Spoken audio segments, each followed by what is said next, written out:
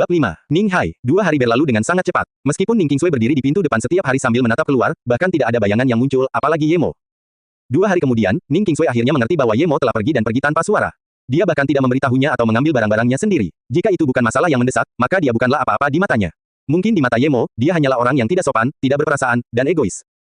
Qingsui, waktu 2 hari sudah habis, orang tuamu sudah memberitahuku bahwa mereka akan datang, tapi aku mengatakan kepada mereka bahwa kita akan menemui mereka di negara bagian Yu. Li Mumei memandang Ning Qingsui yang tidak berjiwa dan mengingatkan sekali lagi. Perilaku Ning Qingsui 2 hari ini sangat tidak normal, seolah-olah dia telah kehilangan jiwanya. Dia sepertinya sangat peduli apakah Yemo kembali atau tidak. Meskipun Li Mumei tidak tahu persis apa yang terjadi, dia tahu ada sesuatu yang terjadi antara Ning Qingsui dan Yemo yang dia tidak tahu. Tapi jika seseorang mengatakan Ning Qingsui tertarik pada Yemo, dia tidak akan pernah mempercayainya. Apakah sudah 2 hari? Ning Qingsui menjawab tanpa sadar saat pikirannya mengembara.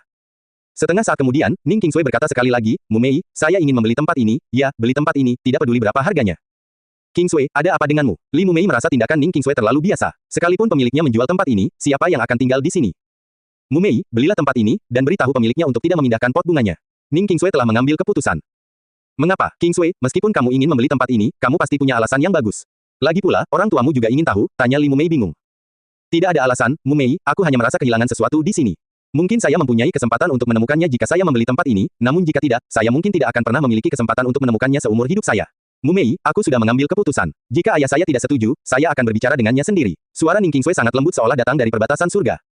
Lihat, wanita cantik yang datang untuk Yemo terakhir kali datang lagi. Yemo adalah pria yang sangat beruntung. Dia sebenarnya mengenal wanita cantik sekaliber ini namun tidak datang ke kelas sehingga membuat gadis-gadis tidak dapat menemukannya. Luar biasa, saya hanya melihatnya 2 atau 3 kali sejak sekolah dimulai. Ada diskusi di mana-mana di dalam kelas, dan, terakhir itu dibuat oleh Yan Yan, yang merasa kesal dengan gadis cantik yang jauh lebih cantik darinya. Terlebih lagi, dia bahkan mempermalukan dirinya sendiri terakhir kali. Su Jingwen telah berkunjung ke Universitas Ninghai berkali-kali tetapi tidak dapat menemukan Yemo. Dia sadar bahwa Li Mumei tahu di mana Yemo tinggal, tetapi dia tidak ingin fakta bahwa dia sedang mencari Yemo diketahui. Mengenai pola pikirnya, Su Jingwen memahaminya. Dia mencari Yemo karena dia merasa sangat nyaman dan memiliki suasana hati yang gembira setiap kali bersamanya, apalagi dia sama sekali tidak merasakan tekanan apapun di hadapannya. Sejak Yemo berdansa dengannya malam itu di hari ulang tahunnya, Su Jingwen tidak pernah bisa menemukannya. Hari ini sudah ketiga kalinya Su Jingwen datang mencarinya, jadi kali ini, dia memutuskan untuk bertanya kepada teman-teman sekelasnya apakah dia tidak menemukannya. Tepat ketika Su Jingwen mengambil keputusan, dia melihat seorang wanita muda namun dewasa yang tampak dingin masuk, dan Su Jingwen segera mengenali siapa wanita ini.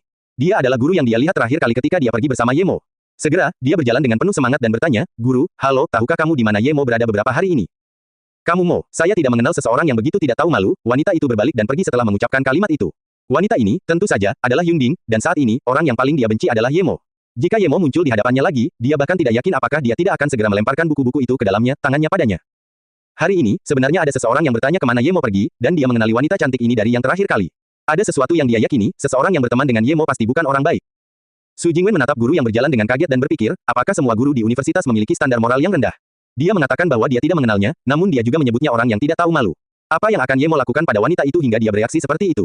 Bahkan jika orang lain tidak mengetahui situasi Yemo, bagaimana mungkin dia tidak mengetahuinya? Dia adalah orang yang diusir dari keluarga Beijing Ye dan tentu saja itu. Apalagi yang bisa dilakukan wanita untuk membenci pria? Yemo tidak bisa melakukan itu sama sekali. Apa hak wanita ini untuk membenci Yemo? Segera, gambaran Yunbing di hati Su Jingwen turun 1 mil. Saudari Jingwen, mengapa kamu ada di sini? Suara Su Mei terdengar. Oh, Su Mei, siapa guru di depan itu? Mengapa standar moralnya begitu rendah? Saya mengajukan pertanyaan kepadanya, namun dia benar-benar bersumpah. Su Jingwen menunjuk ke arah Yunbing yang hanya membelakangi mereka. Su Mei melihat dan berkata dengan penasaran, dia adalah guru bahasa Inggris, Yunbing, meskipun dia agak dingin, dia bukanlah seseorang dengan standar moral yang rendah. Apa yang salah? Apakah dia mengatakan sesuatu saat itu? Tidak, ketika aku bertanya mengapa Yemo tidak ada di sini dan kemana dia pergi, dia sebenarnya memanggilnya orang yang tidak tahu malu. Sungguh, guru macam apa dia? Su Jingwen jelas tidak senang Yunbing memanggil Yemo seperti itu. Kamu Mo, oh, tidak heran, itu karena Yemo melecehkannya sebelumnya, aku melihatnya dengan mataku sendiri. Hari itu, Yemo mungkin melecehkan gurunya karena sesuatu, jadi Yun hendak memukulnya tetapi Yemo mencengkeram pergelangan tangannya. Akhirnya, Yun menyebutnya sebagai orang yang tidak tahu malu. Saudari Jingwen, jangan lakukan apapun dengan Yemo itu lagi, dia orang yang tidak tahu malu dan mungkin mengenalmu karena uangmu. Su Mei tidak memiliki kesan baik terhadap Yemo dan mengarang lebih banyak hal negatif tentang Yemo, membuatnya tampak sama sekali tidak berharga. Su Jingwen mendengarkan kata-kata Su Mei dengan bingung, dan setelah beberapa saat, dia mengerutkan alisnya dan berkata, Yemo bukanlah orang seperti itu. Aku percaya kesan pertamaku, dan aku sudah melihatnya beberapa kali, dia sama sekali bukan tipe orang seperti itu. Su Mei, apa kamu tidak salah melihatnya? Menurutku, terkadang kamu tidak seharusnya terlalu menghakimi. Apa, saudari Jingwen, bagaimana saya bisa salah melihatnya? Hari itu, di hutan tepi danau, saya melihat dengan mata kepala sendiri interaksi di antara mereka. Dan, bahkan jika aku salah melihatnya, apakah guru yang mengumpat Yemo juga salah? Su Mei buru-buru berkata. Sebenarnya, ketika Su Jingwen bertanya, dia tahu pertanyaannya bermasalah. Jika Su Mei salah melihatnya, mengapa wanita itu memaki Yemo tanpa alasan? Apakah perasaannya salah? Namun, Yemo tidak memberikan kesan buruk padanya. Meskipun dia tidak kaya, dia selalu memiliki sikap yang setara terhadapnya. Apa yang sedang terjadi di sini? Kamu mengenal wajah seseorang, tapi kamu tidak mengetahui isi hatinya. Apakah Yemo benar-benar tipe orang seperti itu? Mungkinkah dia bersembunyi sangat dalam? Atau apakah dia memiliki niat tersembunyi ketika melakukan kontak dengannya? Namun dalam rahmat surga, dialah yang mencari Yemo sejak awal. Dia tidak pernah datang mencarinya sekalipun. Itu tetap sama bahkan ketika dia mengetahui nomor teleponnya. Dia menyentuh gelang di pergelangan tangannya. Hati Su Jingwen agak berantakan. Itu bukan karena dia memiliki perasaan terhadap Yemo, itu karena dia tidak pernah memiliki teman lawan jenis dalam kelompok usia yang sama yang dapat diajak bergaul dengan baik. Kesan baiknya terhadap Yemo muncul tanpa dia sadari. Namun, sekarang dia menyadari bahwa pendapat orang lain tentang dirinya sangat berbeda dengan pendapatnya sehingga dia merasa hatinya terhalang. Selain itu, dia melihat beberapa hal dengan matanya sendiri. Tidak, pikirnya, saya harus pergi ke tempat tinggalnya dan melihat sendiri. Li Mumei tahu, jadi aku akan bertanya padanya dulu. Saya tidak percaya Yemo adalah orang seperti itu, dan mereka pasti salah paham tentang dia. Aku harus percaya padanya. Sebelum Su Jingwen sempat bertanya pada Li Mumei, wanita lain meneleponnya.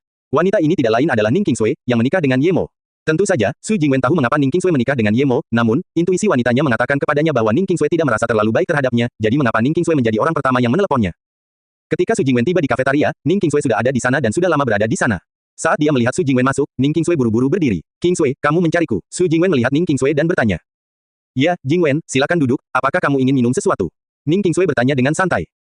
Saya tidak suka kopi, saya akan minum jus saja. Tepat ketika Su Jingwen menyelesaikan kalimatnya, dia menyadari bahwa ada juga secangkir jus di depan Ning Qingsui. Keduanya sedang minum jus di kafetaria, ini sungguh konyol. Qingsui, apakah kalian hidup baik-baik saja? Su Jingwen awalnya ingin bertanya bagaimana kabar Yemo, tapi ketika kata-kata itu sampai ke mulutnya, itu menjadi kalian. Oh, bagus, Ning Qingsui meminum seteguk jus dan tidak tahu bagaimana menjawabnya. Setelah beberapa saat, dia menjadi tenang dan berkata, Jingwen, sebenarnya ada sesuatu yang aku ingin kamu bantu, hanya saja. Setelah beberapa lama, Ning Qingsui masih belum bisa mengutarakan niatnya. Rasanya memalukan untuk mengatakannya. Qingsui, jika ada sesuatu, terus terang saja. Mumei adalah teman baikku, sedangkan dia adalah sepupumu dan, meskipun kita belum pernah akrab sebelumnya, menurutku kita akan akrab nanti. Maksud Su Jingwen jelas. Kami bukan orang asing lagi, apa yang tidak bisa kamu katakan? Baiklah, kalau begitu aku akan berterus terang. Bisakah kamu memberitahuku beberapa hal tentang Yemo? Dan, Ning Qingsui mengucapkan separuh kalimatnya tetapi tidak bisa mengucapkan separuh kalimat lainnya. Su Jingwen tiba-tiba tersenyum manis dan berkata, oh, jadi sebenarnya seperti itu. Saya mengenal Yemo secara tidak sengaja. Dia dibawa ke kantor polisi, dan saya pergi ke sana untuk mengeluarkannya. Alasanku melakukannya adalah karena, dari kejauhan, dia tampak seperti seseorang yang kukenal. Namun, ketika saya melihatnya secara langsung, saya menyadari bahwa dia bukanlah orang yang saya cari. Setelah itu, kami makan bersama dan kemudian, saya mengundangnya ke makan malam ulang tahun saya. Su Jingwen tidak mengatakan bahwa dia mengira Yemo adalah tuan yang menjual jimatnya, lagi pula, Ning Qingsui dan Li Mumei tampaknya tidak percaya tahayul. Kenapa dia repot-repot mengatakan itu? Ning Qingsui tidak berpikir bahwa Yemo benar-benar pergi ke kantor polisi, dia tidak tahu untuk alasan apa tetapi dia tidak bertanya dan melanjutkan, Jingwen, terakhir kali Yemo pergi ke pesta ulang tahunmu, He memberimu gelang. Jika Anda tidak menyukainya, saya pikir mungkin. Ning Qingsui terlalu malu untuk mengatakan bahwa dia ingin Su Jingwen memberinya gelang itu. Bagaimanapun, Yemo memberikan ini kepada Su Jingwen, dan jika dia tidak mendengar dari Li Mumei bahwa Yemo hanya melihat Su Jingwen beberapa kali, dia akan memintanya pada Su Jingwen tidak peduli seberapa besar dia menginginkannya. Dan sekarang, Su Jingwen juga mengakui bahwa dia dan Yemo tidak terlalu dekat, oleh karena itu, Ning Qingsui mencoba bertanya, tetapi ketika kata-kata itu sampai ke mulutnya, dia masih tidak bisa mengatakannya. Meskipun Ning Qingsui tidak mengatakannya dengan lantang, Su Jingwen mengerti maksudnya, Ning Qingsui mungkin menginginkan gelangnya. Su Jingwen mulai bertanya-tanya, apakah dia benar-benar memiliki perasaan terhadap Yemo? Tidak, bahkan jika ada perasaan, jika Yemo bisa memberikan ini padaku, maka, tentu saja, dia bisa membuatkannya untuk Ning Qingsui. Jadi mengapa dia masih menginginkan gelang ini? Sejujurnya dia berpikir gelang Yemo terlihat sangat kasar, namun alasan dia menyukainya adalah karena dia merasa persahabatannya dengan Yemo murni. Yemo adalah seorang teman yang membuatnya merasa sangat damai dan, meskipun mereka jarang bertemu, tidak pernah ada hal lain yang terlibat. Namun, sebelumnya ketika dia mendengar Su Mei dan melihat sikap Yun Bing terhadap Yemo, dia mulai merasa bingung. Pada titik ini, dia tidak yakin orang seperti apa Yemo itu. Meskipun dia percaya pada Yemo, masih ada keraguan di lubuk hatinya. Apakah Yemo baik-baik saja? Su Jingwen tidak membalas Ning Qingsui dan malah menanyakan sesuatu yang sama sekali tidak relevan. Ning Qingsui awalnya berpikir bahwa Su Jingwen akan mengatakan bahwa dia akan kembali dan mencari gelang itu, atau mengatakan bahwa dia tidak tahu di mana dia meletakkannya karena Ning Qingsui tidak percaya bahwa Su Jingwen akan memakai gelang kasar itu. Yemo memberinya. Di matanya, gelang itu seharusnya tidak terlalu berarti bagi Su Jingwen, oleh karena itu, dia memintanya. Namun, dia tidak menyangka Su Jingwen bertanya tentang Yemo yang membuatnya terkejut. Yemo sudah pergi dan mungkin bahkan sudah meninggalkan Ning Hai sekarang. Saya tidak tahu kemana dia pergi, dan saya tidak melihatnya selama beberapa hari. Malam ini, saya juga akan meninggalkan Ning Hai menuju negara bagian Yu bersama Mumei. Ning Qingsui masih bereaksi dengan cepat dan memberitahu Su Jingwen bahwa dia akan segera meninggalkan Ning Hai. Yemo sudah pergi, tapi dia masih belum lulus dari Universitas Ning Hai. Su Jingwen berkata dengan heran. Tapi tak lama kemudian, dia teringat apa yang Su Mei katakan padanya tentang Yemo di Universitas Ning Hai, bahwa meskipun dia menyelesaikan semua kursus, dia mungkin masih tidak bisa lulus. Su Jingwen tiba-tiba tersenyum dan tidak menunggu jawaban Ning Qingsui. Sebaliknya, dia hanya berkata, gelang itu sebenarnya lumayan, saya cukup menyukainya. Karena Anda sudah menjadi istrinya, bukankah dia akan setuju untuk menjadikan Anda istrinya jika Anda memintanya? Katakan padaku mengapa kamu menginginkan gelang itu, dan mungkin aku bisa memberimu setengahnya. Ning Qingsui segera menyadari bahwa Su Jingwen sengaja melakukan ini, tetapi dia masih menjawab, kamu tahu bahwa aku menikahi Yemo sebagai penutup, hanya saja sekarang, aku tidak membutuhkannya lagi. Yemo pergi dan tidak menyerahkan apapun padaku. Dan, aku merasa berhutang budi padanya, jadi.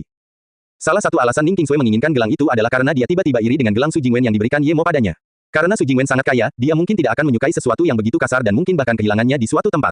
Karena Su Jingwen tidak menyukainya, maka tidak masalah jika dia mengambilnya kembali. Namun, dia menyembunyikan satu hal penting, meskipun Ye Mo tidak meninggalkan apapun padanya, dia pergi terlalu cepat dan bahkan meninggalkan kasus medis kecilnya. Namun, dia tidak akan mengatakan ini karena kasus medis itu sudah menjadi sesuatu yang pribadi baginya. Gelang itu ada di tanganku, Su Jingwen melepas gelang itu saat dia berbicara. Alasan dia mengira Ning Qingsui merasa bersalah terhadap Ye Mo adalah karena dia memanfaatkannya. Faktanya, Ning Qingsui juga menyedihkan, karena sepertinya Ye Mo marah padanya sejak dia pergi tanpa memberitahu dia. Hah, Ning Qingsui terkejut. Dia tidak berpikir bahwa Su Jingwen benar-benar akan memakai gelang yang diberikan Ye Mo padanya di pergelangan tangannya. Hal ini mengejutkannya. Apa maksudnya ini? Itu menyiratkan bahwa Su Jingwen sangat menyukai gelang ini dan segala sesuatunya tidak seperti yang dia kira. Tiba-tiba, perasaan tak dikenal muncul di hati Ning Qingsui. Perasaan yang bahkan dia tidak mengerti. Baiklah, aku akan memberimu 3 manik. Ini semua dibuat oleh Ye Mo sendiri. Anda bisa menghubungkannya sendiri dengan tali. Saat Su Jingwen berbicara, dia membuka gelang itu dan melepas 3 manik-manik dan memberikannya kepada Ning Qingsui. Jika itu terjadi di pagi hari sebelum dia mendengar Yun Bing mengumpat atas kata-kata Ye Mo dan Su Mei padanya, mungkin dia tidak akan bersedia memberikan 3 manik kepada Ning Qingsui. Namun setelah 2 kejadian tersebut, dia merasa manik-manik di tangannya tidak lagi sepenting sebelumnya. Sekarang Ning Qingsui memintanya, dia benar-benar memberikan 3 padanya. Adapun mengapa mempertahankan 3 lainnya, mungkin itu untuk mengenang persahabatan murni itu. Setelah dia kembali, mungkin dia akan menyimpan 3 manik yang tersisa dan tidak lagi memakainya di tangannya. Mobil Wendong melaju di jalan sekitar gunung. Jika seseorang melihat keluar, dia mungkin akan takut mobilnya jatuh dari tebing kapan saja, namun, Wendong mengemudikan mobilnya dengan cepat dan mantap. Meski begitu, banyak mobil di jalan yang melihat Wendong, dan semuanya berhenti di pinggir jalan, takut wanita gila ini akan menabrak mereka. Wendong terdiam. Bahkan jika Ye Mo tidak takut berada di dalam mobil yang melaju begitu cepat tanpa barikade untuk melindungi mobilnya agar tidak jatuh dari jalan, setidaknya dia harus membuka matanya, namun, dia sebenarnya sedang tidur dengan tenang. Apakah dia gugup atau dia mempercayai keterampilan mengemudinya? Tunggu, apakah dia tahu keterampilan mobilnya begitu bagus? Bahkan jantungnya pun berdebar kencang, melaju begitu kencang di jalan pegunungan ini. Wendong teringat saat pertama kali dia melihat Ye Mo dan kegugupannya yang tak kenal takut. Wendong akhirnya sedikit memahami Ye Mo. Dengan menggunakan kata-kata yang manis, dia bisa digambarkan sebagai seorang pemuda yang benar-benar tak kenal takut, tapi dengan nada yang lebih kejam, dia adalah seorang yang bodoh. Namun, tipe orang seperti ini sangat cocok untuknya, karena dia membutuhkan tipe orang seperti ini untuk membantunya. Kalau tidak, akan sangat sulit baginya untuk melakukan kesepakatan itu sendirian. Melihat Ye Mo tidak memperhatikan kecepatan mobil, Wendong akhirnya melambat.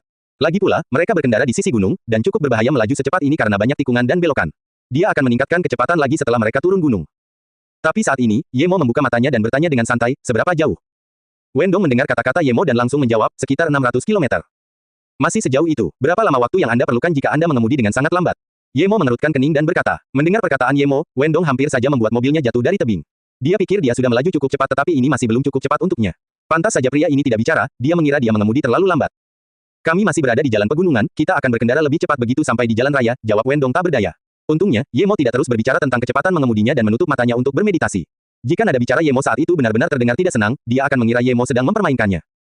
Setelah mobil sampai di jalan raya, Wendong akhirnya menambah kecepatan. Ye Mo merasa mobilnya agak ringan, jadi dia melihat pengukur kecepatan mobil dan melihat bahwa kecepatannya baru mencapai 200 km per jam. Dengan kecepatan ini, mereka hanya membutuhkan waktu kurang dari 2 jam untuk mencapai Yundu.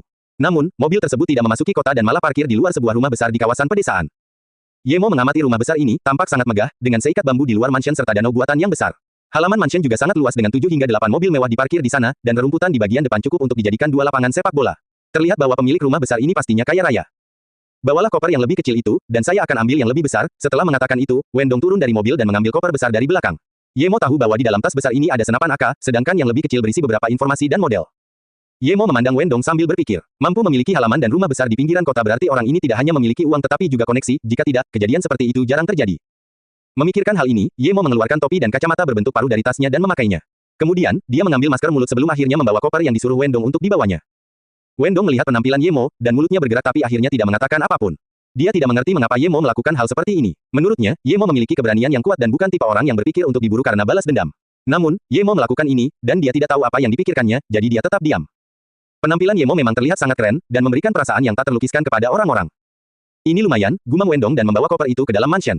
Namun, dia tidak mengemudikan mobilnya. Kedua penjaga di pintu mengamati Ye Mo, tetapi ketika kedua penjaga itu melihat Wendong masuk, mereka bahkan tidak berhenti atau menanyainya, apalagi menggeledahnya, dan membiarkan saja mereka masuk. Jangkauan indera roh Ye Mo terlalu pendek saat ini, dan dia hanya bisa melihat 5 hingga 6 meter dari posisinya, bahkan itu agak kabur. Jadi, dia tidak bisa memeriksa seluruh rumah ini. Haha, Nyonya Wen masih terlihat kuat dan baik setelah meninggalkan pasir utara. Saya sudah menunggu lama sekali. Beri Nyonya Wen tempat duduk dan sajikan tehnya. Ketika Ye Mo dan Wendong pergi ke ruang tamu, sebuah suara yang terdengar agak tua muncul. Teh tidak diperlukan, saya ingin segera menyelesaikan kesepakatan dan pergi setelah selesai. Kami tidak akan melakukan apapun satu sama lain setelah itu, Wendong melambaikan tangannya dan berkata dengan lugas. Ye Mo memandang orang yang berbicara, itu adalah pria berusia sekitar 50 tahun. Rambutnya agak putih, tapi semangatnya ganas dan ada cip pembunuh yang suram di tubuhnya.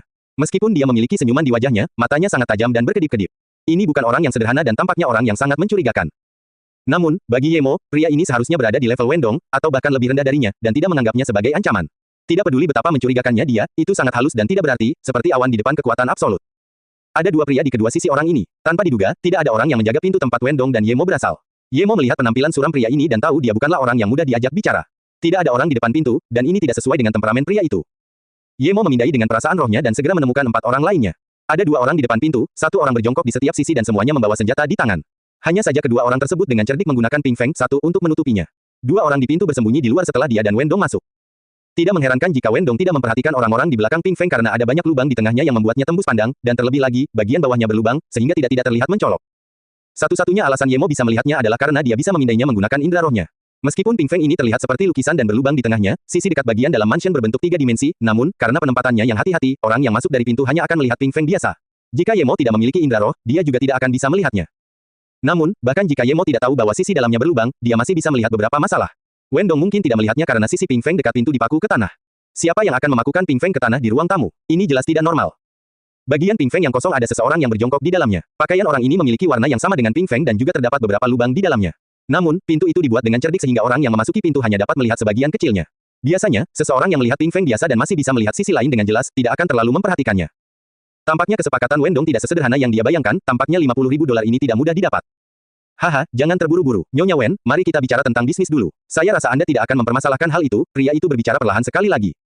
Baiklah, setelah Wendong mengucapkan 2 kata ini, wajahnya berubah dan berkata kepada Yemo, buka kasingnya dan biarkan dia melihat.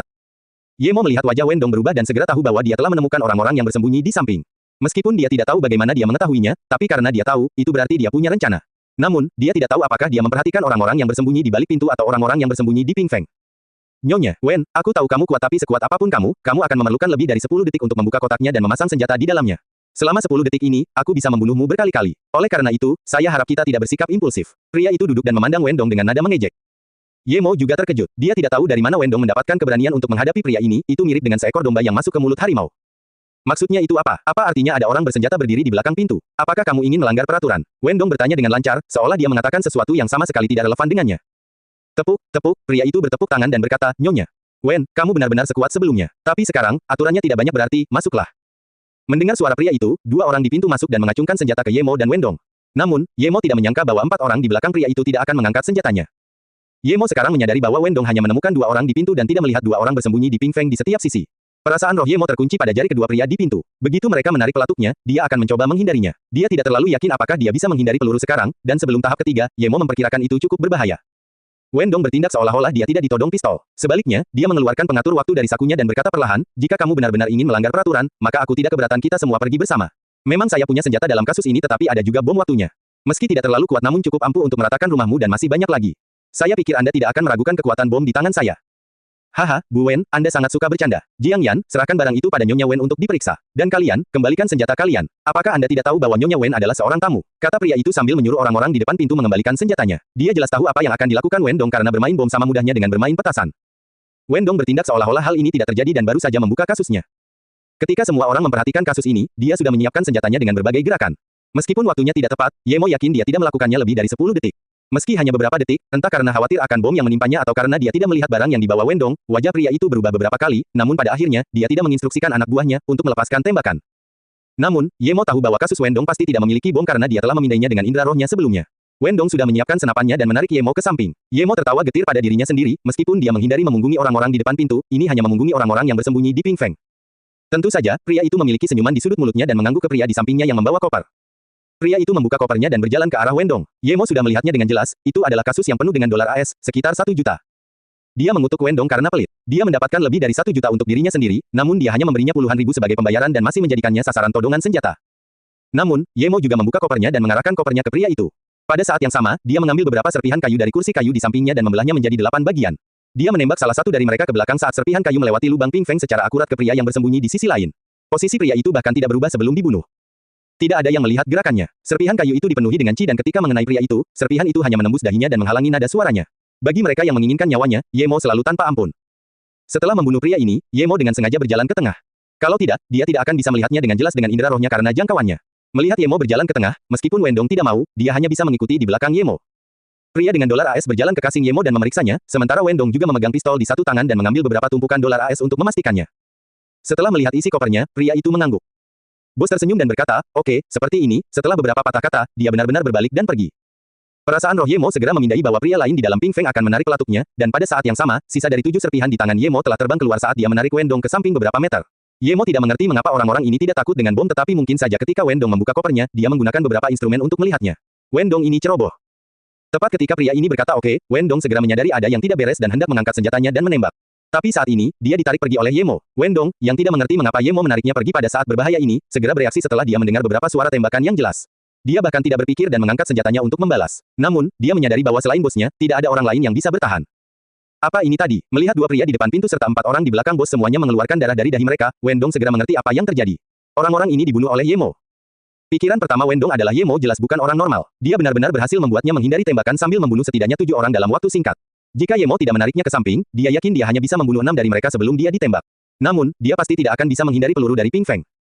Ya Tuhan, siapa dia, dan bagaimana dia sekuat ini? Wendong segera menemukan noda darah di Ping Feng dengan heran. Saat itu, suara tembakan juga terdengar dari sana. Wendong segera menyadari bahwa ada seseorang di dalam, dan orang ini dibunuh oleh Yemo. Berpikir ada Ping Feng lain di sisi lain, Wendong juga menoleh. Seperti yang diharapkan, ada juga darah yang menetes dari sana. Wendong segera mengeluarkan keringat dingin di punggungnya. Jika bukan Yemo, dia bahkan tidak akan tahu bagaimana dia meninggal. Ada 2 orang tersembunyi yang menodongkan senjata ke arahnya dan dia bahkan tidak menyadarinya. Pantas saja dia merasa hatinya agak dingin saat masuk ke sini. Jadi inilah alasannya. Jadi bagaimana jika dia bisa menyeret beberapa orang hingga mati bersamanya? Ada suara langkah kaki yang sudah terdengar oleh Yemo saat dia bersiap untuk membunuh dengan lebih banyak serpihan kayu, tapi Wendong sudah mengangkat senjatanya dan mengakhiri pertempuran dengan 2 tembakan. Yemo mengangguk pada dirinya sendiri. Wendong pasti tidak bisa mendengar langkah kaki seperti dia, tapi dia bisa melihat seseorang mendekat yang berarti dia sudah berpengalaman. Bos memandang Wendong dengan tidak percaya, dan wajahnya menjadi pucat. Dia tahu bahwa Wendong sombong jadi dia memasang jebakan mematikan ini, namun, dia malah kehilangan semua anak buahnya. Kalau saja dia tahu bahwa bomnya palsu, dia bisa saja membunuhnya sebelumnya. Gong Huisan, kamu tidak ingin membunuhku demi 1 juta saja kan? Anda ingin menyimpan informasi itu untuk diri Anda sendiri. Wajah Wendong langsung menjadi buruk dan mengangkat senjatanya, memaksanya ke arah pria itu. Apakah ada gunanya mencoba membunuhku? Tidakkah kamu tahu bahwa seluruh dunia akan segera mengetahui hal ini, idiot? Wendong mencibir pria ini. Tenang, Wendong, bukan aku yang ingin membunuhmu, namun, dia bahkan tidak punya waktu untuk mengatakan siapa orang itu sebelum dia membukanya, api. Saya tidak perlu tahu. Wajah Wendong kembali normal saat dia dengan dingin membunuh pria itu hanya dengan 1 tembakan. Sementara itu, Yemo bertanya-tanya apakah Wendong akan menanyakan dari mana asalnya, tetapi meskipun dia bertanya, Yemo tidak akan mengatakan apapun padanya. Dia baru saja datang ke sini untuk mendapatkan 50.000 dolar yang dia janjikan. Namun, dia tidak menyangka bahwa mendapatkan uang sekecil ini akan sangat sulit. Jika dia tidak berhati-hati, dia mungkin sudah mati di sini. Setelah beberapa saat, meskipun dia tidak berharap Wendong bertanya apa-apa lagi, dia hanya berkata kepada Yemo, ayo pergi, 2 orang yang baru saja kubunuh mungkin adalah penjaga pintu, jadi sekarang, mungkin tidak ada orang yang tersisa. Saya akan meledakkan bom untuk meledakkan tempat ini. Mendengar perkataannya, Yemo bertanya-tanya di mana bom itu berada. Tapi bahkan sebelum dia sempat bertanya, Wendong telah melepaskan serangkaian bom dari pinggangnya, yang mengejutkan Yemo, dia benar-benar membawa bom, namun, itu digantung di pinggangnya, jadi ini berarti ancaman bom waktunya sebelumnya adalah nyata. Wanita ini benar-benar maniak, jika dia yang meledakkan bomnya lebih awal, bukankah aku akan?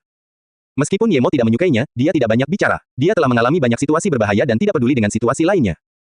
20 menit setelah mobil mulai melaju, ledakan yang sangat mengejutkan terdengar dari jauh. Jika kamu berencana pergi ke Guiling, kenapa kamu tidak pergi ke sana dengan pesawat? Wendong duduk diam lama sebelum bertanya. Dia sudah tahu bahwa Yemo bukanlah orang biasa yang menjelaskan mengapa dia begitu tenang sejak awal meskipun semua yang terjadi. Sekarang Yemo tidak mengatakan apa-apa, dia tahu bahwa Yemo tidak merasa senang. Ditambah lagi jika bukan karena Yemo hari ini, dia akan mati bersama orang-orang itu, tidak mungkin dia bisa selamat dalam situasi itu. Dia tidak takut mati, tetapi jika dia mati, dia tidak akan bisa menggunakan uang itu sesuai keinginannya. Meskipun dia tidak mengatakannya, dia masih sangat berterima kasih kepada Yemo. Saya tidak membawa surat identitas saya, jawaban Yemo sederhana, namun dia tidak akan berani menggunakan surat identitasnya bahkan jika dia memilikinya. Dia telah membunuh Song Xiaowen dan juga menghilang malam itu, keluarga Song pada akhirnya akan mengetahui bahwa dialah pelakunya, Yemo mengetahui hal ini sejak lama. Jika dia membeli tiket pesawat dengan identitasnya, ini seperti mengirimkan petunjuk langsung ke keluarga Song, dan saat ini, dia tidak memiliki kemampuan untuk berbicara atas dasar kesetaraan dengan mereka. Setelah tangan Wang Peng pulih, dia waspada, itu membuatnya sadar bahwa dia bukanlah satu-satunya yang kuat di dunia ini. Setelah terdiam beberapa saat, Wendong berkata, terima kasih atas apa yang terjadi kali ini, tanpamu, aku mungkin akan kehilangan nyawaku di sana. 50.000 dolar yang saya janjikan kepada Anda terlalu sedikit, tetapi saya juga tidak bisa memberikan uang ini kepada Anda, karena ada kegunaan lain. Anda dapat mengambil kasus yang berisi model, benda itu bernilai banyak uang. Dengan kekuatanmu, kamu seharusnya bisa melindunginya, tapi jangan tanya aku apa itu, aku juga tidak tahu banyak. Namun, jika Anda mempercayai saya, hanya ada 3 jam sampai kita mencapai Huyang yang merupakan distrik pegunungan yang jauh, dan saya dapat membantu Anda mendapatkan identitas asli di sana. Yemo benar-benar tidak tertarik dengan model itu dan tidak peduli sama sekali apakah dia memilikinya atau tidak. Namun, dengan identitas baru, akan jauh lebih mudah baginya. Sekarang, Wendong benar-benar bisa memberinya satu, tentu saja, dia akan dengan senang hati melakukannya. Dia segera berkata, baiklah, aku percaya padamu, lagi pula aku benar-benar membutuhkan identitas baru. Mengenai pembayaran, Yemo puas dengan 50.000. Dia tidak terlalu peduli dengan uang selama dia punya cukup uang untuk digunakan. Bahkan jika Wendong memberinya dolar AS itu, dia sebenarnya akan kesulitan menukarkannya. Wendong segera memiliki kesan yang baik terhadap Yemo. Orang ini tidak hanya memiliki kekuatan yang tidak masuk akal tetapi juga mudah diajak bicara dan tidak terlalu mempertimbangkan uang. Dengan kekuatannya, semudah makan dan minum baginya untuk membunuhnya dan merampas segalanya darinya, tapi dari awal sampai sekarang, Yemo bahkan tidak melihat kasusnya sekalipun. Dia bahkan tidak mengeluh hanya dibayar 50.000 sambil mengambil risiko sebesar itu. Terlebih lagi, Yemo bahkan tidak menanyakan siapa dia sebenarnya, atau apa yang dia lakukan, atau bahkan kemana dia pergi, seolah-olah dia hanyalah orang asing di pinggir jalan. Yah, mungkin memang begitu, tapi jelas bukan orang biasa. Apakah kamu punya nomor telepon? Wendong ingin terhubung dengan Yemo. Tidak, aku suka kedamaian, kata-kata Yemo membuatnya sadar bahwa dia tidak suka mengenal orang lain, jadi Wendong tidak berbicara lagi.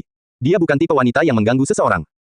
3 jam kemudian, mobil sampai di Guyang. Yemo pergi ke sebuah hotel kecil setelah Wendong mengambil foto Yemo dan pergi, dan ketika Wendong kembali pada hari kedua, waktu sudah menunjukkan jam 3 sore. Dia benar-benar tidak menggertak, identitas baru Yemo sudah selesai, dia juga dipanggil Yemo, namun, tempat tinggalnya adalah daerah pedesaan di Huyang, tapi Yemo tidak keberatan. Ada terlalu banyak orang yang juga bernama Yemo di dunia ini. Wendong memberi Yemo $50.000 serta koper beserta file dan modelnya karena dia bilang dia tidak membutuhkannya lagi.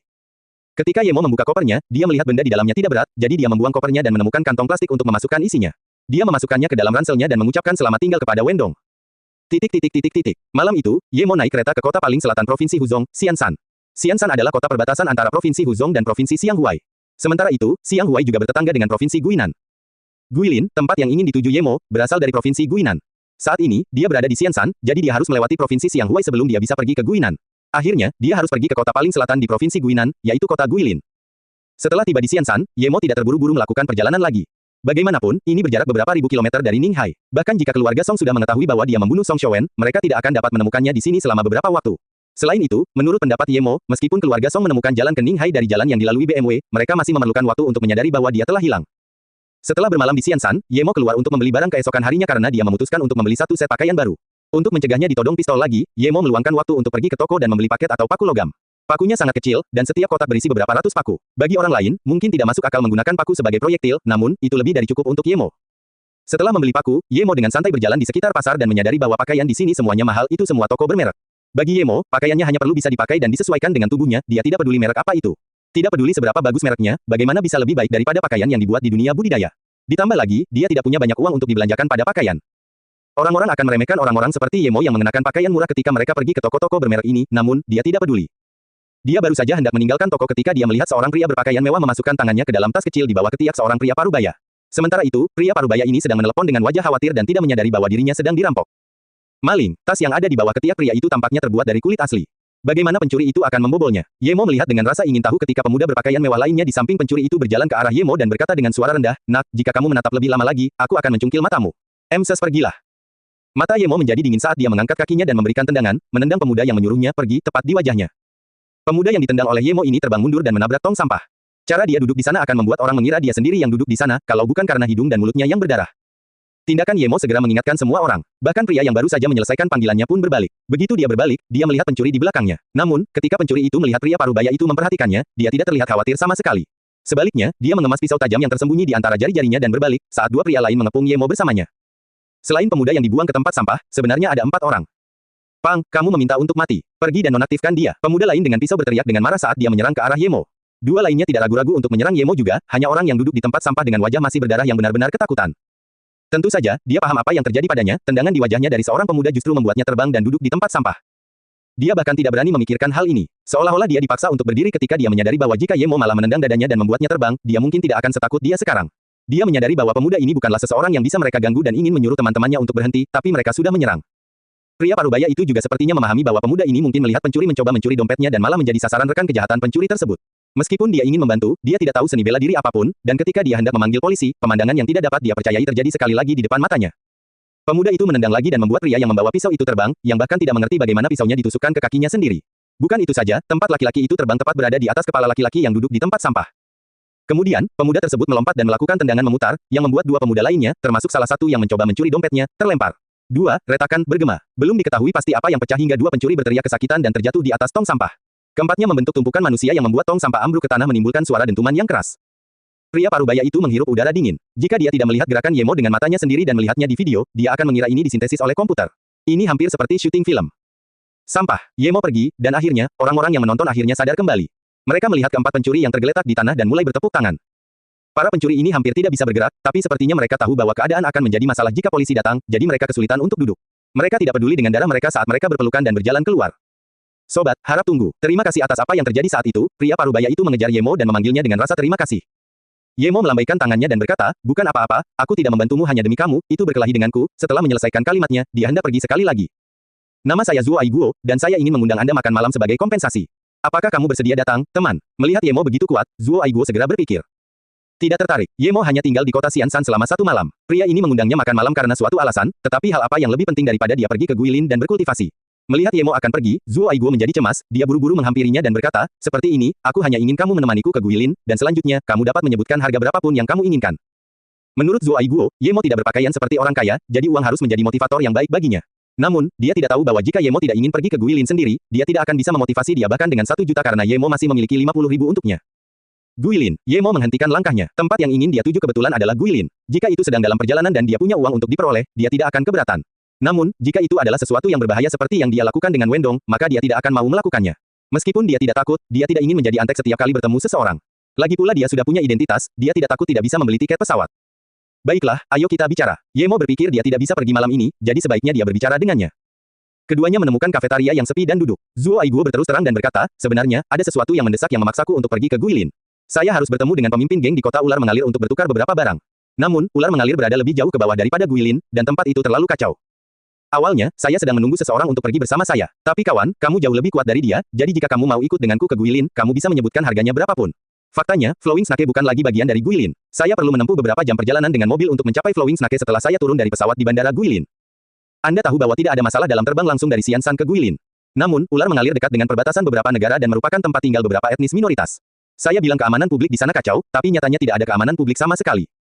Setelah Zuo Aiguo selesai, dia menatap Yemo dengan penuh harapan. Ada satu kalimat yang dia hilangkan, yaitu ular mengalir adalah tempat berkumpulnya para buronan dan tentara bayaran dari berbagai negara, dan hal-hal seperti pembunuhan dan perkelahian terjadi setiap hari. Yemo mengerutkan kening karena dia hampir tidak tahu apa-apa tentang Guilin. Dia mendengar bahwa Guilin adalah kota perbatasan, jadi jika keluarga Song menemukannya, dia bisa pergi ke sisi lain perbatasan kapan saja. Dia benar-benar belum pernah mendengar tentang tempat yang lebih dekat dengan perbatasan yang dibicarakan Zuo Aiguo. Adapun apakah itu kacau atau tidak, dia tidak peduli sama sekali. Setelah berpikir sejenak, Yemo berkata, sebenarnya, saya juga berencana pergi ke Guilin, karena saya ingin mencari peluang untuk berkembang di tempat itu. Namun, ini pertama kalinya aku pergi ke sana. Saya mendengar Anda mengatakan bahwa ular mengalir lebih dekat ke perbatasan, jadi saya pikir saya akan memiliki peluang lebih besar untuk melakukan pembangunan di kota ini. Untuk pembayarannya, saya tidak membutuhkannya. Jika Anda memiliki beberapa tempat familiar di Flowing Snake, ingatlah satu tempat untuk saya. Setelah mendengar Yemo, Zuo Aiguo buru-buru menjabat tangannya, jangan pernah pergi ke Flowing Snake untuk berkembang. Jika Anda ingin berbisnis, Anda harus menginap di Guilin. Saya mempunyai beberapa kontak di Guilin, dan saya juga mempunyai rumah di sana yang tidak saya perlukan dan dapat saya berikan begitu saja kepada Anda. Dalam kasus saya, satu-satunya alasan saya pergi ke Flowing Snake adalah karena saya tidak punya pilihan lain, jika ya, saya pasti tidak akan pergi ke sana. Yemo tersenyum tipis dan berkata, di mana ada bahaya, di situ ada peluang. Aku akan pergi ke ular mengalir. Melihat Yemo telah mengambil keputusan, Zuo Aiguo tidak mencoba membujuknya lagi, bagaimanapun juga, Yemo adalah seorang master. Akhirnya, dia berkata, tidak masalah, saya seharusnya bisa menemukan tempat di Flowing Snake. Zuo Aiguo mengerti maksud Yemo. Dia pernah mendengar tentang tempat ini sebelumnya, meskipun ini adalah kota yang jahat, melakukan sesuatu itu mudah asalkan Anda membuka jalan dengan uang terlebih dahulu. Yemo mengangguk dan berkata, bisnis yang saya lakukan agak ilegal, semakin jauh, semakin baik. Zuo Aiguo membuka mulutnya tapi akhirnya tidak mengatakan apa-apa. Dari pengalamannya selama bertahun-tahun di industri bisnis, Yemo tidak tampak seperti orang yang licik dan licik, namun, cara dia berbicara terdengar seperti dia ingin bergabung dengan geng. Universitas Ninghai, Yun Bing merasa kesal beberapa hari ini. Dia mencoba mencari apakah dia bisa menemukan Yemo, tapi dia sudah lama tidak melihatnya. Awalnya, meskipun Yemo tidak sering pergi ke kelasnya, dia masih sering melihatnya pergi ke perpustakaan, namun beberapa hari terakhir ini, dia bahkan tidak melihat bayangannya. Awalnya, dia berpikir bahwa setelah Yemo menghilang, dia akan bisa tenang dan terus melakukan apa yang dia inginkan. Namun, dia terus-menerus diingatkan akan fakta bahwa Zheng Wenxiao dan teman sekolahnya dipukuli hingga mereka menjadi cacat mental, ada hubungannya dengan dia. Dia ingin bertanya pada Yemo tentang acara tersebut, tetapi sikapnya sangat buruk saat itu, dia bahkan ingin melemparkannya ke danau. Bajingan itu, dia curiga bukan hanya dia yang melihat tubuhnya, tapi dia mungkin bahkan menyentuhnya, melihat betapa sombongnya dia terhadapnya. Memikirkan hal ini, Yun Bing segera merasa marah dan mulai bertanya-tanya apakah mungkin Ning Hai tidak lagi cocok untuknya, yang akan memaksanya untuk kembali ke Beijing. Setelah berpikir untuk meninggalkan Ning Hai beberapa saat, Yun Bing sebenarnya menghela nafas lega dan berpikir bahwa dia seharusnya sudah pergi sejak lama. Hal pertama yang dilakukan Yun Bing ketika kembali ke rumahnya bukanlah memasak seperti dulu, melainkan mengemas barang-barangnya. Setelah dia mengemasi barang-barangnya sepenuhnya, dia mulai membersihkan tempat itu dan menemukan kartu SD di kamarnya. Yun Bing mengambil kartu SD 8 GB di dekat pojok dan merasa bingung karena dia belum pernah menggunakan kartu SD. Namun, dia segera memikirkan kamera yang dia temukan, hancur berkeping-keping hari itu setelah Yemo pergi. Namun, semua benda di dalamnya rusak, dan karena dia tidak tahu apa yang terjadi, dia tidak repot-repot memeriksanya terlalu jauh. Tapi sekarang, dia menemukan disk penyimpanan dan langsung berpikir bahwa itu seharusnya milik kamera, disk yang tidak dapat dia temukan ketika dia bangun dan melihat kekacauan yang tersisa hari itu. Sepertinya inilah yang dia cari, tapi dia tidak menyangka benda itu ada di sudut ruangan, jika dia tidak merapikan rumah hari ini, dia sebenarnya tidak akan menemukannya. Yun Bing membuka laptopnya dan memasukkan kartu SD. Dia hanya menemukan satu file video dan membukanya dengan pemutar yang tertanam. Segera, layar menampilkan gambar dan suara terdengar. Tuan Muda Kiao, saya siap. Itu adalah suara teman sekolahnya yang membiusnya. Mulailah saat aku menemui wanita ini. Ingatlah untuk memfilmkannya dengan jelas dan menangkap semua detailnya, terutama saat dia mengerang. Saya ingin semuanya. Saya tidak percaya dia tidak mau bekerja sama setelah semua itu. Gambar itu menunjukkan Zhen Wenxiao. Menonton video tersebut, Yun Bing benar-benar sangat marah hingga dia gemetar.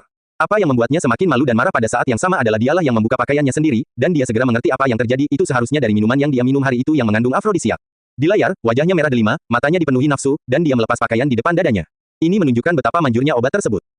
Saat Yun Bing tidak tahu harus berbuat apa lagi, pintu di layar itu dibuka. Yemo yang wajahnya tertutup masuk. Ketika Yun Bing melihat bagian ini, dia akhirnya merasa lega dan sudah memiliki pemahaman halus tentang apa yang telah terjadi. Sobat, apa yang ingin kamu lakukan? Jika Anda hanya ingin uang, kami tidak perlu berpapasan, dan kami dapat membiarkan Anda bermain setelah kami selesai bersenang-senang. Ini adalah wanita berkualitas tinggi, Zhen Wenxiao mewaspadai Yemo saat dia berbicara. Pada saat yang sama, dia mengenakan kembali pakaian yang akan dia lepas. Sampah manusia, Yemo hanya mengucapkan dua kata dan menendang Zhen Wenxiao. Adegan berikut ini sangat buram kemudian dia melihat teman sekolahnya berkelahi dengan Yemo. Tampaknya sangat singkat, dan videonya berhenti di situ saja. Setelah itu ada layar yang seluruhnya hitam. Meski konten videonya terbatas, dari apa yang dikumpulkannya selama ini, Yun Bing sudah menebak beberapa hal. Seharusnya Yemo melihat orang-orang ini menculiknya dan mengikuti mereka, lalu dia memukuli mereka di rumahnya. Yemo telah mendobrak pintu untuk menyelamatkannya, tetapi bagaimana dia akhirnya mengatasi efek obat tersebut, Yun Bing tidak sepenuhnya yakin, namun, dia tahu bahwa Yemo tidak melakukan hal fisik apapun untuk melecehkannya. Pantas saja pada pagi kedua, keduanya menjadi cacat mental dan dilempar ke lapangan. Yemo lah yang melakukannya. Yun Bing tiba-tiba berdiri ketika dia menyadari bahwa dia telah berbuat salah pada Yemo yang menyelamatkan hidupnya. Jika bukan karena Yemo, apa hasilnya? Yun Bing tidak berani membayangkan. Mungkin tidak ada jalan keluar lain selain bunuh diri. Zhen Wenxiao ini sangat jahat, namun, dia tidak tahu kapan dia mendapatkan sisi buruknya. Yun Bing berpikir lagi dan menyadari sekarang bukanlah waktunya untuk memedulikan urusan orang lain. Dia seharusnya mencoba menghubungi Yemo, dia menyelamatkannya, namun dia membalas kebaikannya dengan penyimpangan. Yun Bing tiba-tiba merasa malu, namun, dia adalah orang yang sangat berterima kasih, karena dia salah, dia tahu bahwa dia harus segera menemukan Yemo dan meminta maaf, lalu berterima kasih padanya karena telah menyelamatkan hidupnya. Kenapa Yemo tidak mengatakan yang sebenarnya padaku? Namun, Yun Bing mengerti dengan sangat cepat. Hari itu ketika Yemo baru saja menyeka wajahnya, dia terbangun sesaat dan pingsan lagi, dan mungkin Yemo bahkan tidak menyadarinya. Atau mungkin, karena hal ini melibatkan putra wakil wali kota, dia mungkin takut kalau dia akan terbebani secara mental atau mengungkapkan sesuatu dan akhirnya menjadi pihak yang menderita. Selain itu, dengan kesannya terhadap Yemo, apakah dia akan mempercayainya meskipun dia mengatakannya? Terima kasih, Yemo. Dia tiba-tiba merasa bahwa dia tidak tampak terlalu menyebalkan. Ketika mentalitas seseorang berubah, maka pandangan orang tersebut terhadap orang lain pun bisa berubah. Saat dia sedang merapikan kamar, dia masih merasa Yemo adalah orang yang paling menjijikkan, namun sekarang, dia merasa Yemo cukup tampan. Tidak, aku harus minta maaf di depan wajahnya, pikirnya. Dia telah menyelamatkan nyawanya, dan beberapa hal tidak dapat diselesaikan bahkan dengan kematian. Bahkan jika dia bunuh diri karena ini, itu hanya akan merusak reputasinya. Haruskah aku menemukan Yemo? Tapi aku sudah lama tidak melihatnya, aku tahu, aku akan pergi ke kelas besok dan bertanya apakah ada yang tahu di mana Yemo. Di kelas bahasa Inggris hari ini, apa yang membuat semua siswa di kelas menjatuhkan kacamata mereka adalah bahwa Merciless Bing yang biasanya dingin sebenarnya bertanya tentang keberadaan Yemo. Setelah kelas usai, Yun Bing tidak pergi dan bertanya di podium, Yemo sudah lama tidak ke sini, apakah kalian tahu kemana dia pergi? Apakah ada di antara kalian yang bisa menghubunginya? Diam, keheningan yang panjang. Ketika akhirnya Yun Bing tidak tahu harus berbuat apa, akhirnya seorang siswa menjawab, Yemo paling dekat dengan Sisiu, namun, Sisiu juga sudah lama tidak datang. Ada juga Sumei yang mengenal Yemo, aku melihat mereka berbicara terakhir kali di perpustakaan. Setelah Yun Bing pergi, ruang kelas kembali meledak. Yemo tidak hanya mengenal seorang wanita luar biasa menakjubkan yang bahkan datang untuknya berkali-kali. Sekarang, bahkan Bing tanpa ampun pun bertanya tentang dia. Yemo ini benar-benar maha kuasa. Sumei adalah seorang selebriti di Universitas Ninghai dan, pada saat yang sama, dia juga murid Yun Bing, jadi tentu saja dia mengenalnya. Ketika Sumei mendengar Yun Bing bertanya padanya tentang Yemo, dia terkejut pada awalnya tetapi segera kembali tenang saat dia berkata, "Nih, Yun, Yemo adalah orang jahat sampai ke akar-akarnya, kamu tidak perlu marah padanya, bahkan sepupuku hampir jatuh ke dalam perangkapnya.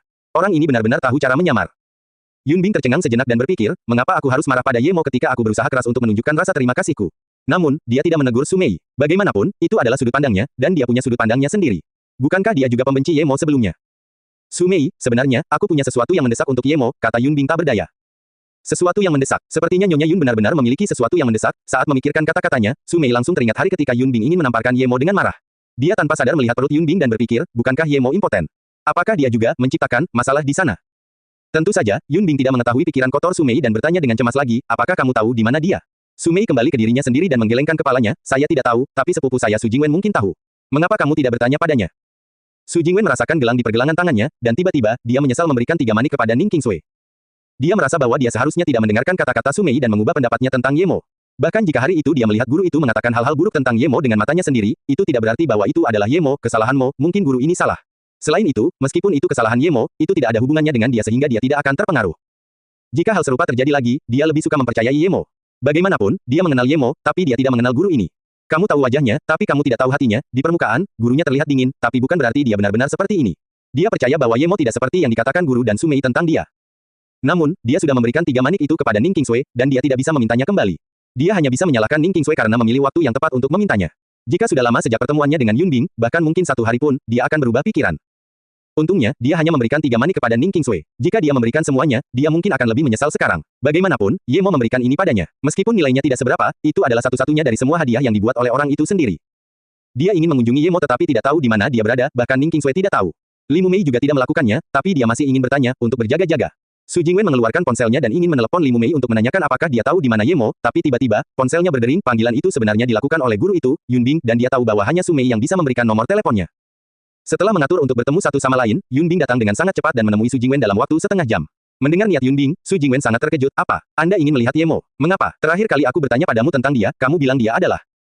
Su Jingwen tidak menyelesaikan kalimatnya, tapi maksudnya sangat jelas. Karena kamu sudah membicarakan Ye Mo seperti itu, kenapa kamu masih ingin bertemu dengannya? Namun, Su Jingwen tidak ingin mengatakannya di depan Yun Bing. Lagi pula, mereka tidak akrab satu sama lain. Meskipun dia sangat ingin bertemu Ye Mo, bukan berarti dia ingin membawa Yun Bing bersamanya. Maaf, terakhir kali saya salah paham tentang dia, saya ingin bertemu dengannya agar saya bisa meminta maaf padanya, Yun Bing berterus terang.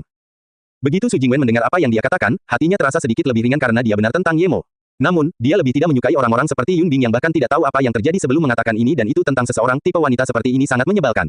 Memang benar dia meminta maaf setelah dia mengatakan hal-hal buruk tentang Ye Mo, dan dia bahkan ingin bertemu Ye Mo sendiri sekarang. Setelah panggilan singkat dengan Li Mumei, Su Jingwen tahu bahwa masih belum ada kabar tentang Ye Mo, seolah-olah dia tiba-tiba menghilang tanpa meninggalkan jejak. Apa? Kemana perginya Ye Mo? Yun Bing sangat kecewa. Dia bahkan curiga Su Jingwen tidak menyukainya dan tidak ingin dia tahu kemana Ye Mo pergi, tetapi melihat ekspresi Su Jingwen, dia tahu bahwa Su Jingwen tidak berbohong padanya. Ye Mo pindah ke Hotel Zuo Aiguo dan naik pesawat pada jam 8 pagi keesokan harinya. Untungnya, dia bahkan tidak perlu khawatir tentang tiket pesawat karena Zuo Aiguo sudah mengetahui semuanya. 2 jam kemudian, pesawat berhenti di bandara kota Guilin, dan tidak ada masalah yang terjadi di perjalanan. Tampaknya Zuo Aiguo lebih dapat diandalkan dibandingkan Wendong. Wendong berjanji pada Ye Mo bahwa tidak akan ada apa-apa, tetapi pada akhirnya, jika Ye Mo tidak berada di tahap kedua dari Qi Gathering dan sangat berhati-hati, dia mungkin akan kehilangan nyawanya di sana. Jika wanita itu kehilangan nyawanya, biarlah, tapi dia, Ye Mo, tidak bersalah. Tidak ada gunanya dia kehilangan nyawanya demi $50.000. Ye Mo, kita sudah sampai di bandara Guilin sekarang, dan seseorang akan segera menjemput kita. Rencanaku adalah langsung pergi ke Flowing Snake sehingga kita bisa menghindari tidur 1 malam di Guilin dan masalah yang tidak perlu. Zuo Aiguo sepertinya ingin segera menyelesaikannya agar dia bisa meninggalkan tempat terkutuk ini secepat mungkin. Dia tidak ingin tinggal lebih lama lagi, tapi situasi ini persis seperti yang diinginkan Ye Mo, dia juga tidak ingin membuang waktu untuk hal-hal yang tidak perlu ini. Setelah keduanya keluar dari bandara, sebuah mobil Audi melaju. Sopirnya adalah seorang pemuda yang terlihat polos. Ketika dia melihat Zuo Aiguo, dia dengan hormat memanggilnya, "Bos." Ini sopirku Xiao Yu, dia juga pegawaiku. Meskipun dia tidak berlatih seni bela diri, dia sudah beberapa kali mengunjungi ular mengalir dan relatif familiar dengan tempat itu. Zuo Aiguo memperkenalkannya dengan santai. Ye Mo melirik pemuda itu dan tahu bahwa dia hanya terlihat cukup kuat tetapi tidak mempelajari seni bela diri apapun. Meski sopir muda ini tidak banyak bicara, namun cara mengemudinya mantap namun cepat. Setelah meninggalkan Guilin selama 2 jam, mobil berangkat dari jalan yang layak menuju pegunungan yang terjal.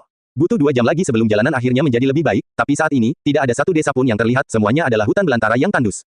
Ye Mo tidak tahu mengapa Zuo Aiguo datang ke sini, tapi tempat ini memang jauh. Tidak heran dia membutuhkan seseorang untuk ikut bersamanya.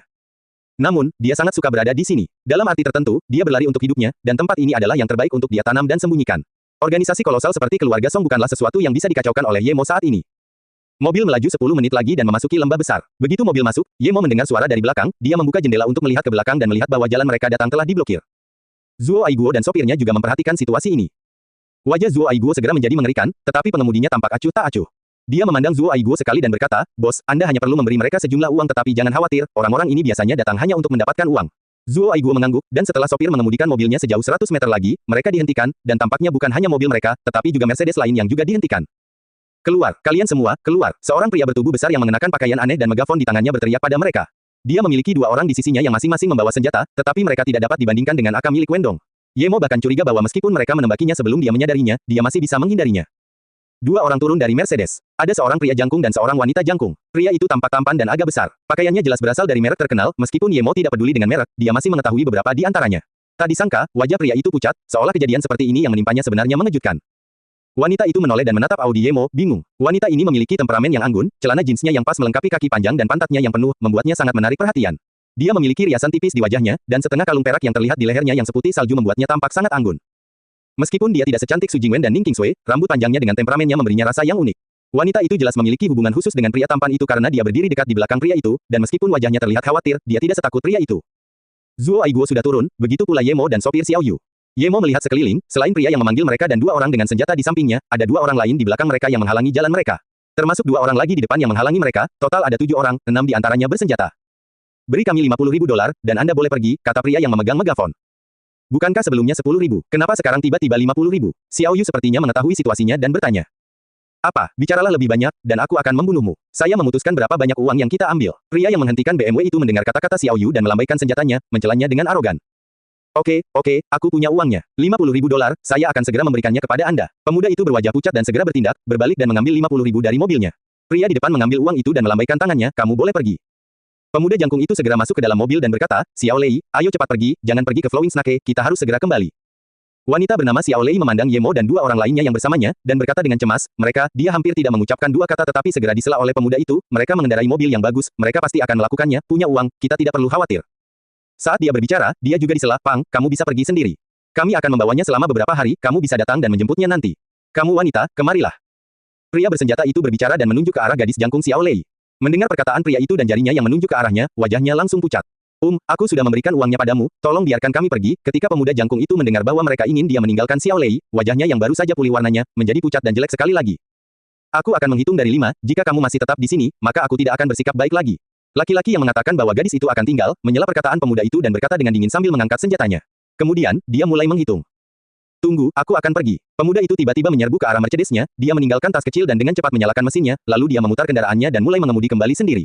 Dia begitu cepat sehingga, pada saat ini, pria bersenjata itu hanya menghitung mundur sampai 4. Untungnya, area ini terbuka, jika tidak, akan sangat sulit bagi pemuda itu untuk berbalik dengan kecepatannya.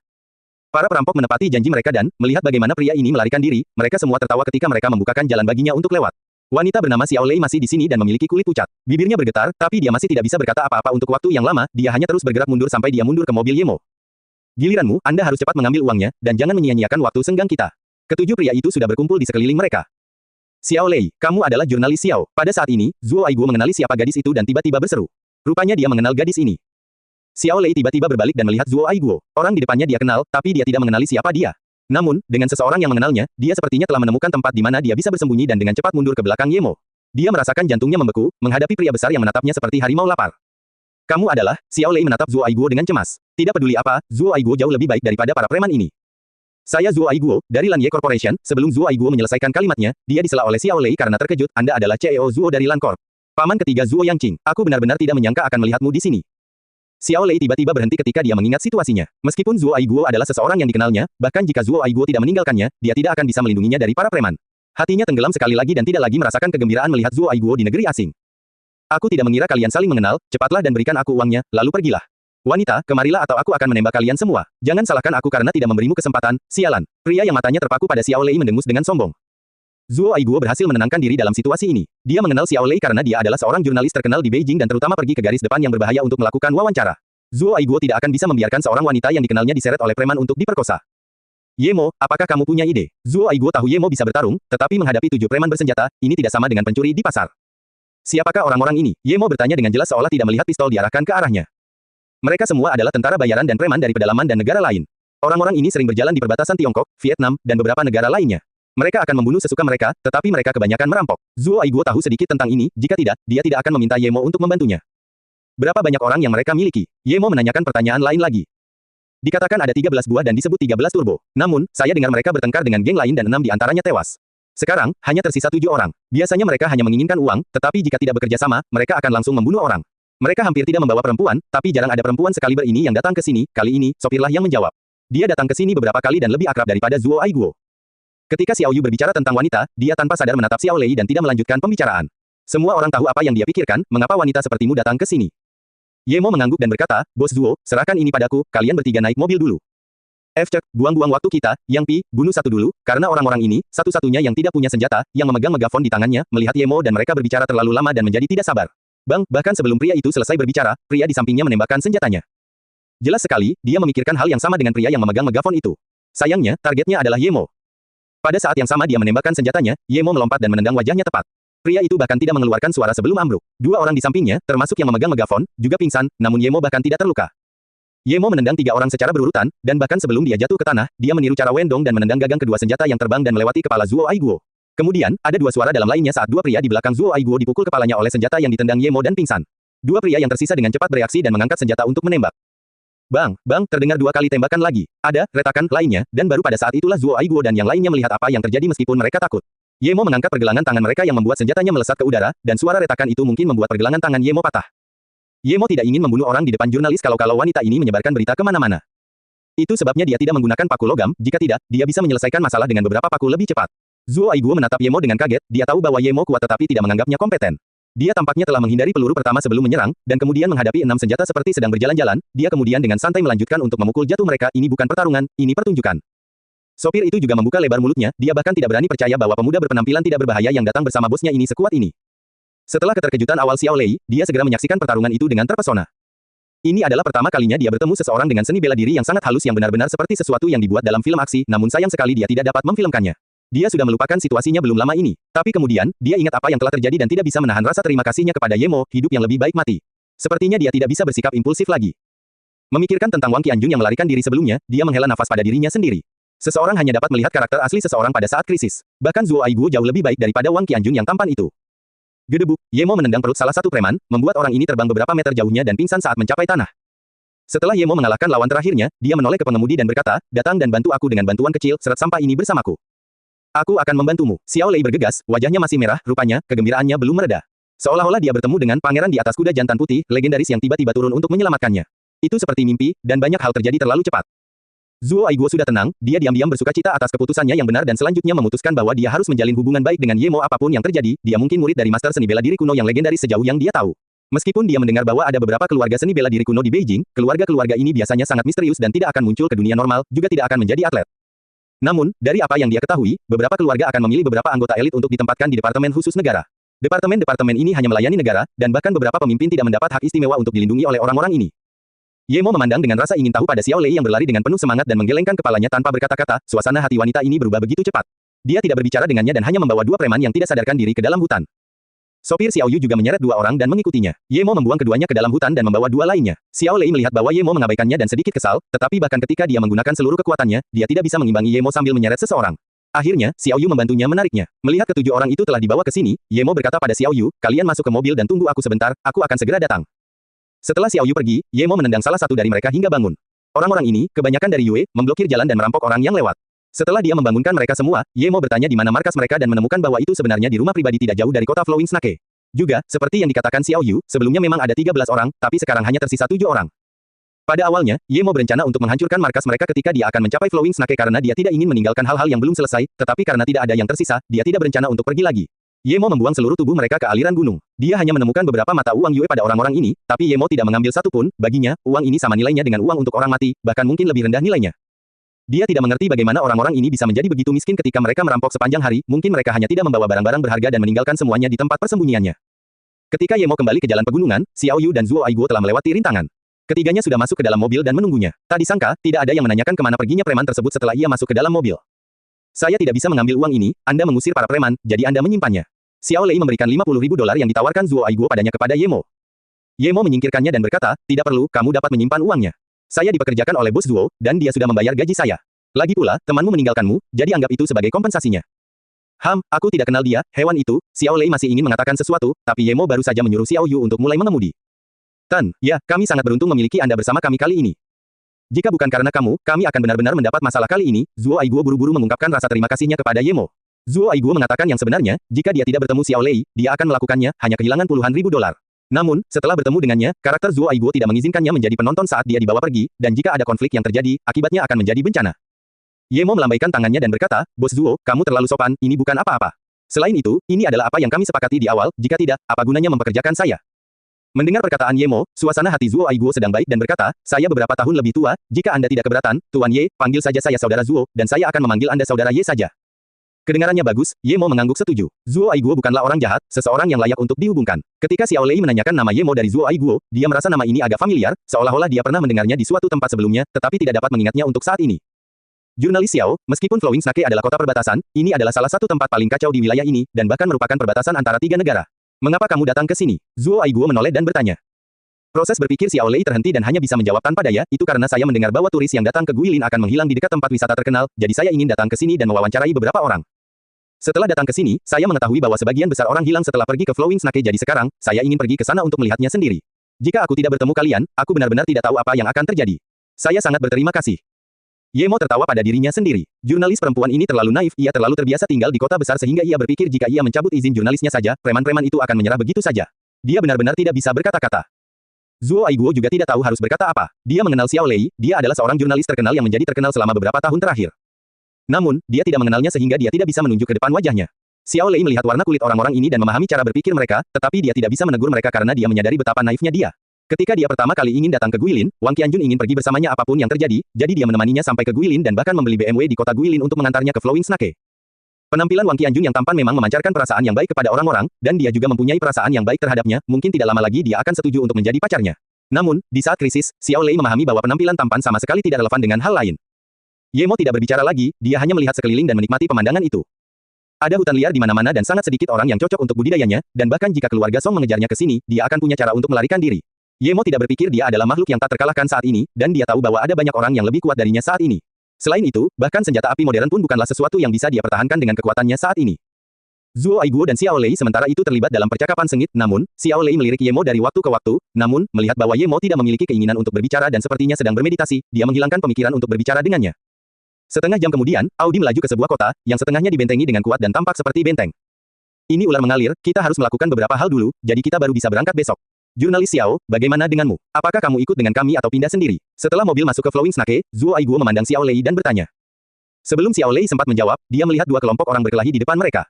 Mereka semua memegang senjata seperti tongkat, pisau, dan sebagainya. Dalam waktu singkat, beberapa orang yang berlumuran darah, jatuh ke tanah sambil mengerang dan menjerit. Namun, setelah sekian lama, sekelompok orang yang tampak seperti polisi datang, dan orang-orang yang berkelahi dengan sengit ini pergi begitu saja sambil membawa pergi orang-orang yang terluka. Anehnya, polisi tidak mengikuti mereka dan langsung kembali melakukan apa yang mereka lakukan. Jantung Xiao Lei berdebar kencang saat dia melihatnya. Dia tidak menyangka hal seperti ini akan terjadi di depan umum yang membuatnya tersadar dari pemikiran naifnya sebelumnya. Ular mengalir pada dasarnya adalah tempat anarki, yang awalnya ditutupi oleh hutan belantara. Namun, setelah tahun 70-an, akibat perang, ada pencari suaka yang berkumpul di sini. Mereka datang dari berbagai negara di sekitar sini dan membentuk kota mirip benteng di wilayah tersebut.